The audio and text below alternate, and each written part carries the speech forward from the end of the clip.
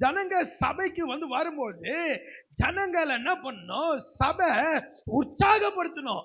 எதுக்கு உற்சாகப்படுத்தணும்? தேவனுடைய ராஜ்யத்தை இந்த பூமிக்குள்ள நீ கொண்டு போகணும். ஹல்லேலூயா. பாருங்க, மரம் இருக்குதுங்க, ஆனா வேர் என்ன அப்படியே பூமியில அப்படியே பரவி போது பாருங்க. அது போல ஆமென், சபை அப்படியே இந்த உலகத்துல தாக்கத்தை ஏற்படுத்தணும். அதான் ஆண்டவர் சொல்றார், நீ உலகத்துக்கு நீ எதுக்கு கூப்பிட்டு? சபை. ஆமென். சபை இந்த உலகத்தை ஆளுகை செய்யணுங்க. ஏன்னா தேவனுடைய சித்தம் ஒரு ராஜ்யம் இந்த உலகத்துல எல்லா இடத்துலயும் நம்ம போகணும். எல்லாத்தையும் நம்ம ஆளுகை செய்யணும். மருத்துவ உலகம் அந்த உலகத்துக்குள்ள போகணும். ஆமா, கல்வி உலகம் அந்த உலகத்துக்குள்ள நம்ம போகணும். சினி உலகம் அந்த உலகத்துக்குள்ள போகணும்.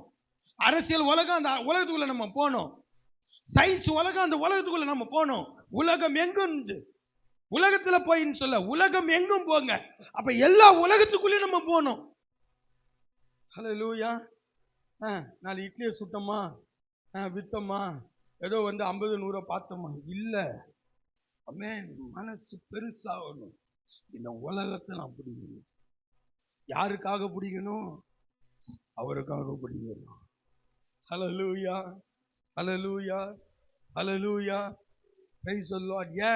ஏன்னா அவருடைய விருப்பம் ராஜ்யம் இந்த பூமிக்கு வரும். நம்ம என்ன நினைக்கிறோம்? ஒரு நாள் யோசப்பா வருவாரு, அப்ப என்ன பண்ணுவாரு? எல்லாரையும் காலி பண்ணிட்டு இந்த பூமியை நம்ம கிட்ட தருவாரு. அவர் சொல்றாரு, அதெல்லாம் நான் பண்ண மாட்டேன். அப்புறமா நீ எதுக்கு இருக்கிற? எல்லாம் மேல இருக்கிறவன் பார்த்துப்பான், எல்லாம் மேல இருக்கிறவன் பார்த்துப்பான். கீழே இருக்கிற நீ என்னடா பண்ணினுக்கிற? என்ன பண்ணினுக்கிற? எப்ப பார்த்தாலும் மேல இருக்கவன் பார்த்துப்பான். மரத்தை வச்சவன், நீ புள்ளிய பத்துட்டு மரத்தை வச்சவன் தண்ணி ஊத்துவான். நீ பத்த பிள்ளைக்கு நீ தானா சோறு போடனா?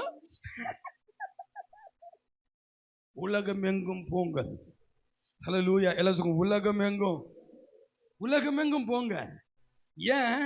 ஏன்னா வேதம் சொல்லிட்டு பாருங்க, ஒரு ராஜ்யம் சமீபமா இருக்குது. எல்லாம் சொல்லுங்க, ராஜ்யம்